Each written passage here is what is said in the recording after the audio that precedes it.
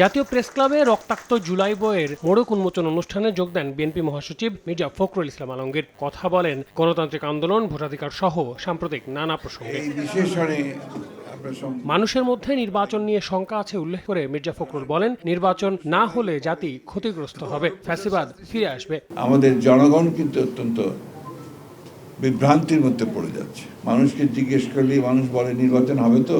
আজকে যদি নির্বাচন বন্ধ করা হয়, এই জাতি প্রচন্ড রকমের ক্ষতিগ্রস্ত হবে এবং ফ্যাসিবাদের ফিরে আসার সম্ভাবনা অনেক বাড়বে।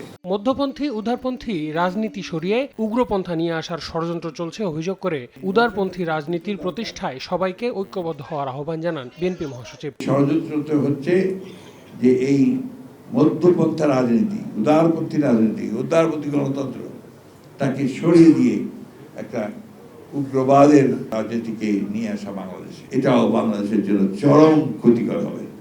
আমাদেরকে সেই জন্যে এই উদারপন্থী গণতন্ত্রকে প্রতিষ্ঠা করবার জন্য ঐক্যবদ্ধ হয়ে কাজ করতে হবে। এদিন বিকেলে আন্তর্জাতিক গুম প্রতিরোধ দিবস উপলক্ষে মায়ের ডাক আয়োজিত সেমিনারে যোগ দেন বিএনপির স্থায়ী কমিটির সদস্য সালাউদ্দিন আহমেদ।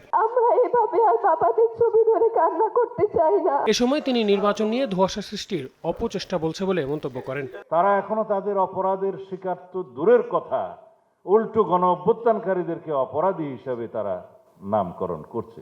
বাংলাদেশের মানুষ কি কখনো তাদেরকে রাজনীতিতে আহ্বান করতে পারবে? অনেকগুলো অধিকারের মধ্যে প্রধানতম অধিকারের দাবি ছিল ভোটাধিকার প্রতিষ্ঠা করা। সেই ভোটাধিকার প্রতিষ্ঠার জন্য যখন একটা রাস্তা সুগম হয়েছে, এই রাস্তায় যেন আমরা কোনো কাঁটা না বিছাই।